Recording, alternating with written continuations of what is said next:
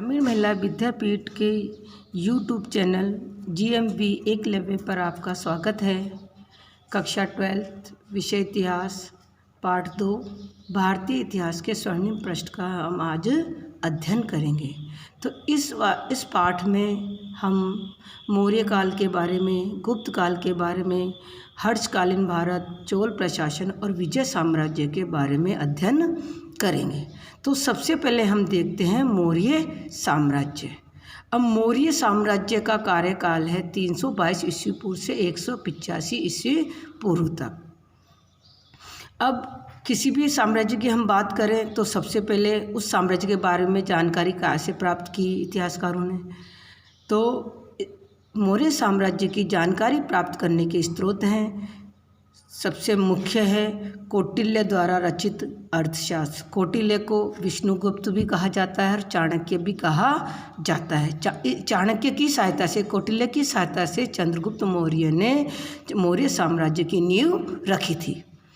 फिर दूसरा है मेगस्थनीज द्वारा रचित इंडिका।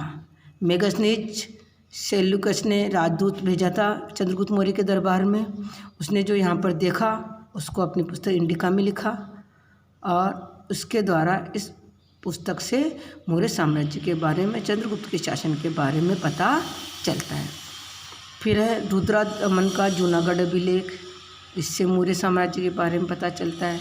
अशोक के अभिलेखों से विशाखदत्त मुद्रा राक्षस, सोमदेव द्वारा रचित कथा सरित सागर, क्षेमेंद्र द्वारा वृहत कथा मंजरी, भद्रभाव कल्पसूत्र, ये सभी चीज़ हम पहले पाठ में भी इनका अध्ययन कर चुके हैं। यानी प्राचीन इतिहास में मौर्य साम्राज्य भी आता है तो उसमें भी प्राचीन इतिहास के जानकारी के स्रोत तो उसमें भी आए थे। और है दीपवंश, महावंश, टीका, स्ट्रेबो, प्लूटार्क, जस्टिन आदि यूनानी यात्री, फायान, हेनसांग, इंसिक आदि चीनी यात्री, ये सभी क्या हैं, मौर्य साम्राज्य की जानकारी प्राप्त करने के मुख्य स्रोत हैं। अब इनमें से 1 नंबर का प्रश्न आता है तो सुबह के शुरू के 4 टॉपिक ही बहुत है, और 2 नंबर का आता है तो पूरा। अब आते हैं हम चंद्रगुप्त मौर्य, यानी मौर्य साम्राज्य के संस्थापक कौन थे? चंद्रगुप्त मौर्य। चंद्रगुप्त मौर्य ने मौर्य साम्राज्य की स्थापना किसकी सहायता से की? चाणक्य की सहायता से, कौटिल्य की सहायता से। कब की? 322 ईस्वी पूर्व में। अब चंद्रगुप्त मौर्य का शासनकाल है 322 ईस्वी पूर्व से 298 ईस्वी पूर्व तक। अब चंद्रगुप्त मौर्य ने अपने गुरु विष्णुगुप्त अथवा चाणक्य, कौटिल्य की सहायता से नंद वंश के अंतिम शासक घनानंद को हराकर 322 ईस्वी पूर्व में मौर्य साम्राज्य की स्थापना की। यानी विष्णुगुप्त कौन था? चाणक्य कौन था? चंद्रगुप्त मौर्य का गुरु। तो इसकी सहायता से किस वंश के शासक को हराकर? नंद वंश के शासक। नंद वंश का शासक उस समय कौन था? घनानंद। कब? 322 ईस्वी पूर्व में। तो नंद वंश के शासक घनानंद को हराकर मौर्य साम्राज्य की स्थापना की। कब? 322 ईस्वी पूर्व में। मगध के राज सिंहासन पर बैठकर चंद्रगुप्त ने एक साम्राज्य की नींव डाली जो संपूर्ण भारत में फैलाता है। यानी मगध के राज सिंहासन पर अधिकार कर फिर चंद्रगुप्त मौर्य ने एक एकीकृत भारत की नींव डाली। अब चंद्रगुप्त मौर्य का प्राचीनतम अभिलेखीय साक्ष्य रुद्रदमन के जूनागढ़ अभिलेख से मिलता है। प्लूटार्क ने चंद्रगुप्त मौर्य के बारे में, उसकी वीरता के बारे में, उसके साहस के बारे में लिखा है कि चंद्रगुप्त मौर्य ने 6 लाख की सेना लेकर संपूर्ण भारत पर अधिकार कर लिया था। अब हम आते हैं चंद्रगुप्त मौर्य की विजय। तो चंद्रगुप्त मौर्य एक महान विजेता था। मौर्य साम्राज्य की स्थापना के साथ ही भारतीय इतिहास को चंद्रगुप्त मौर्य ने एक सुदृढ़ आधार प्रदान किया। और चंद्रगुप्त मौर्य की विजय निम्न प्रकार, यानी सबसे फर्स्ट आती है उत्तर पश्चिम भारत पर विजय, फिर मगध पर विजय, सेल्यूकस पर विजय, और फिर पश्चिमी भारत पर विजय और दक्षिण भारत पर विजय। तो उत्तर पश्चिमी भारत पर विजय। तो हम पहले ही बता चुके हैं, नंद वंश के शासक घनानंद को हराकर 322 ईस्वी पूर्व में गद्दी प्राप्त की, यानी सिंहासन पर बैठा। उसने उत्तर पश्चिमी भारत को सिकंदर के उत्तराधिकार से मुक्त करा लिया, यानी उत्तर पश्चिमी भारत जिसमें क्या आते हैं, पंजाब और सिंध, इनको सिकंदर के जो उत्तराधिकारी थे उनसे स्वतंत्र करा लिया और उस पर अधिकार कर लिया। किस पे? पंजाब और सिंध पर। कब? 322 ईस्वी पूर्व में, यानी 322 ईस्वी पूर्व में मौर्य साम्राज्य की स्थापना है। 322 ईस्वी पूर्व में ही उत्तर पश्चिम भारत पर विजय है। किसकी? चंद्रगुप्त मौर्य की। अब दूसरी विजय आते हैं, वो है मगध पर विजय। तो पंजाब व सिंध के बाद चंद्रगुप्त मौर्य ने मगध राज्य पर आक्रमण किया, यानी पंजाब और सिंध के बाद किस पर आक्रमण किया? मगध पर। उसने मगध के शासक कौन था उस समय? घनानंद। उसको हराकर मगध राज्य पर अधिकार कर लिया। फिर तीसरी आती है सेल्यूकस विजय, जो इम्पोर्टेंट है, जिसके द्वारा, जिस युद्ध में जो पराजय के द्वारा ही सेल्यूकस ने मेगस्थनीज नामक राजदूत चंद्रगुप्त के दरबार में भेजा था। तो मैसेडोनिया के शासक सेल्यूकस ने भारत पर आक्रमण किया। कब किया? 305 ईस्वी पूर्व में। 305 ईस्वी पूर्व में सिंधु नदी के तट पर, कौन सी नदी के तट पर? सिंधु नदी के तट पर चंद्रगुप्त मौर्य तथा सेल्यूकस की सेनाओं के बीच भीषण युद्ध हुआ। यानी मैसेडोनिया, सेल्यूकस कहाँ का शासक था? मैसेडोनिया का शासक।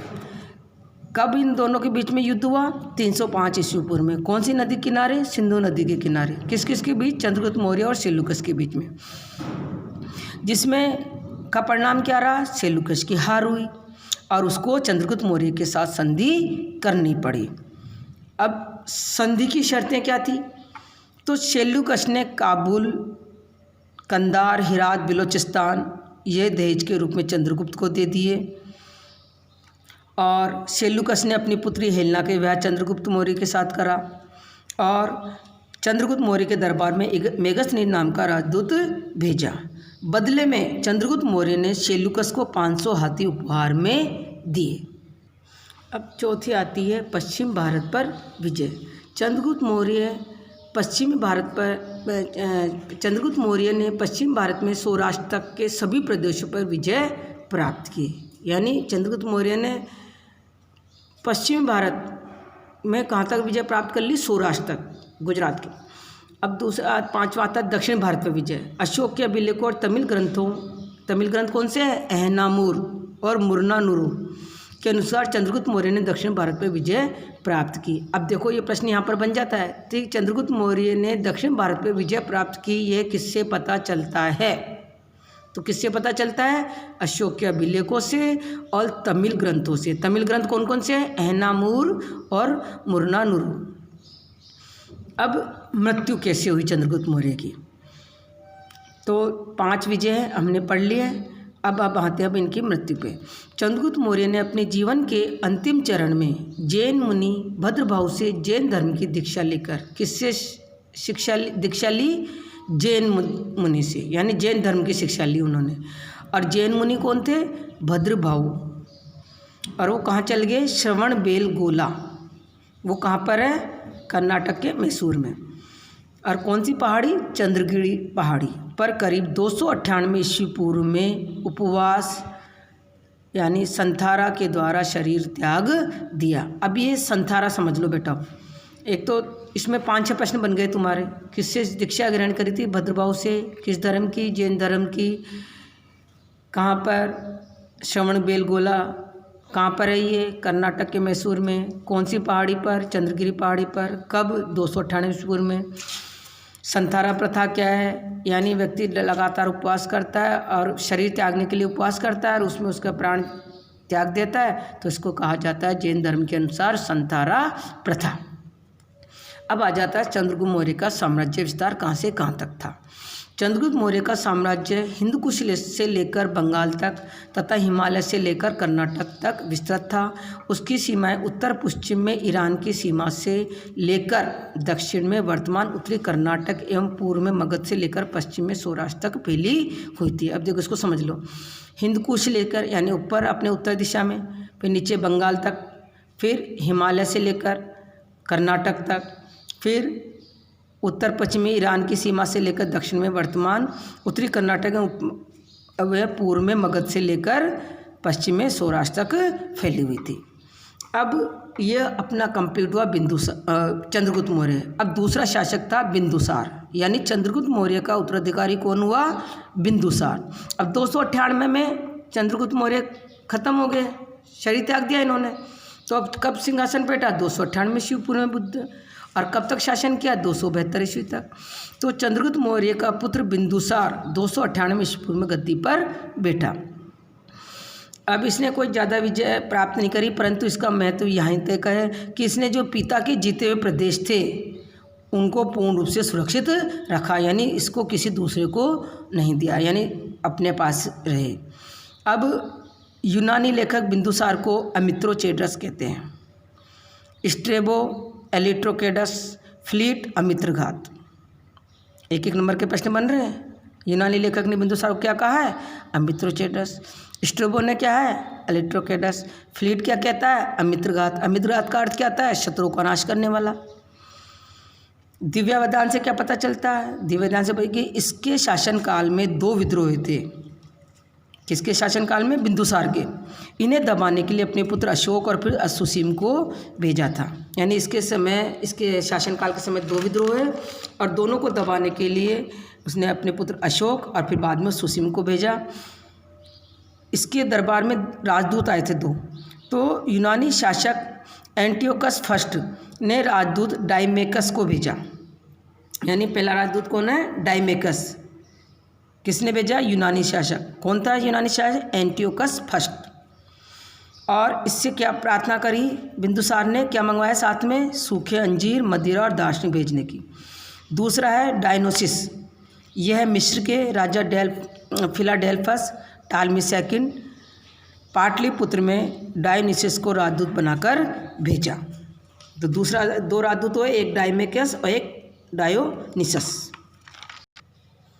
अब तीसरा शासक हुआ है अशोक, यानी मौर्य काल में सबसे प्रथम संस्थापक है चंद्रगुप्त मौर्य। दूसरा बिंदुसार, जिसने चंद्रगुप्त मौर्य के साम्राज्य को जो का त्यों रखा। तीसरा महान शासक हुआ है अशोक, जिसने बाद में बौद्ध धर्म की शिक्षा ली थी। अब इसका शासनकाल है 273 ईस्वी पूर्व से 232 ईस्वी पूर्व तक। तो बिंदुसार की मृत्यु के उपरांत अशोक मौर्य साम्राज्य की गद्दी पर बैठा। करीब 4 वर्ष तक सत्ता संघर्ष के बाद अशोक का विधिवत राज्याभिषेक करीब 269 ईस्वी पूर्व में हुआ। अब इस बात को समझने की बात है बेटा। देखो, जो 273 269, यानी फिर जो बिंदुसार उसके पुत्रों में सत्ता के लिए संघर्ष हुआ। तो विधिवत रूप से राज्याभिषेक 269 ईस्वी पूर्व में हुआ। वैसे 273 ईस्वी में गद्दी पर बैठ चुका था। अभिलेखों से पता चलता है कि अशोक के अभिलेखों से क्या पता चलता है? अशोक को किस नामों से पुकारा जाता था? देवनाम प्रिय और देवनाम प्रियदर्शी। क्या? देवनाम प्रिय और देवनाम प्रियदर्शी और राजा के नाम से संबोधित किया गया है। ये किससे पता चलता है? अशोक के अभिलेखों से। अब मस्की और गुर्जर अभिलेख में इसका नाम अशोक मिलता है। कलहणकत राज तरंगिणी के अनुसार अशोक ने कश्मीर में वितस्ता नदी झेलम के किनारे श्रीनगर नामक नगर की स्थापना की। यानी राज तरंगिणी से क्या पता चलता है कि अशोक ने 2 नगर बसाए, एक तो श्रीनगर और दूसरा ललित पत्तन।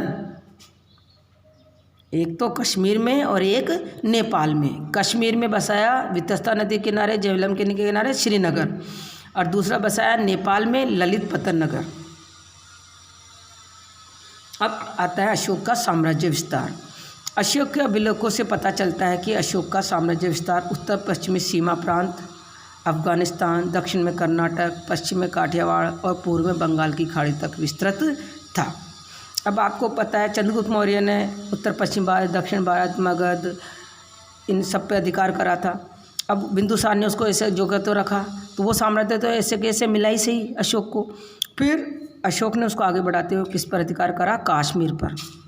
ये किससे पता चलता है? कलहण की रात तरंगने से, कि अशोक ने कश्मीर में विजय प्राप्त की और यहाँ श्रीनगर की स्थापना की। दूसरा है कलिंग पर विजय। यह एक महत्वपूर्ण है कलिंग पर विजय कि इसी युद्ध से द्रवित होकर अशोक ने अपना हृदय परिवर्तन कर लिया था, हिंसा की जगह अहिंसा का पालन करा और बौद्ध धर्म का ग्रहण कर लिया था, बौद्ध धर्म को। तो कलिंग पर आक्रमण के निम्न कारण थे। अब कलिंग पर आक्रमण क्यों किया अशोक ने? तो अशोक, सबसे पहला कारण है कि अशोक संपूर्ण भारत को एक सूत्र में बांधना चाहता था। दूसरा कारण, कलिंग हाथियों के लिए प्रसिद्ध था। तीसरा, व्यापार व्यवसाय दृष्टि से महत्वपूर्ण था। समुद्र किनारे होने के कारण विदेशी व्यापार के लिए भी उपयुक्त था। यानी कलिंग विजय के 4 कारण: एक सूत्र में बांधना चाहना, हाथियों के लिए प्रसिद्ध, व्यापार व्यवसाय की दृष्टि से महत्वपूर्ण और समुद्र किनारे होने के कारण विदेशी व्यापार के लिए उपयुक्त। अब विजय अब कब आक्रमण करा? 261 ईस्वी पूर्व में। 261 ईस्वी पूर्व में अशोक ने कलिंग पर आक्रमण कर उस पर अधिकार कर लिया और मौर्य साम्राज्य में मिला लिया। अब कलिंग का जो युद्ध हुआ उसका क्या परिणाम रहा? परिणाम महत्वपूर्ण है क्योंकि अशोक का हृदय बिल्कुल परिवर्तित हो गया।